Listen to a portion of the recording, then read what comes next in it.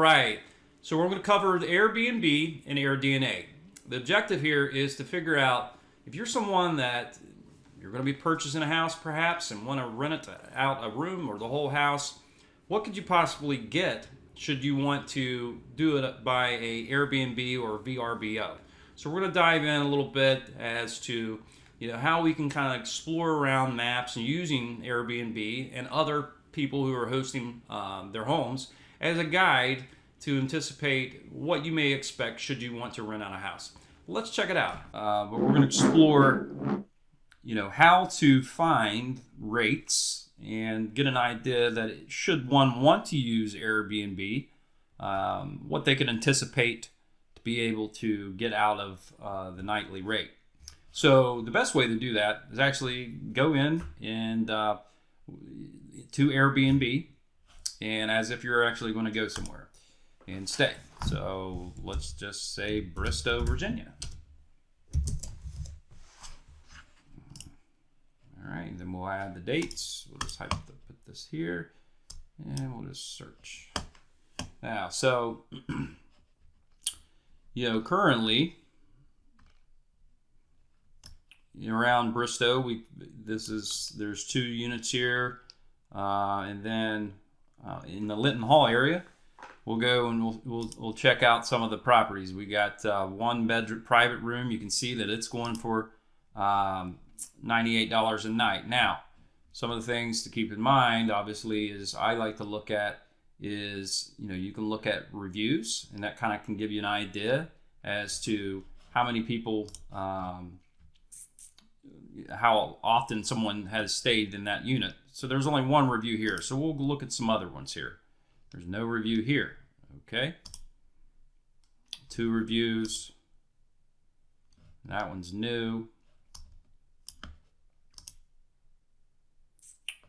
This one's got 7 reviews. This one's got 66. So these are some good samples here. So we'll look at this property down in Sudley Manor and look. All right, so we kind of look at, okay, well, this says it's an entire guest suite. You can see that some of the pictures were actually used from the MLS here. So you go through and you can kind of see the amenities that are used. You can go through and also look at their descriptions, get an idea of their cleaning fees. So for 3 nights, and of course some of these will change, per weekends. Sometimes weekends are actually more higher cost. You can see it's 1 bedroom. So this is a good gauge to be able to see, what some are going for in the area. So you might even want to look at, all right, well, this is a private room. This has, 1 bedroom, and kind of compare it. This person has 39 reviews. So then,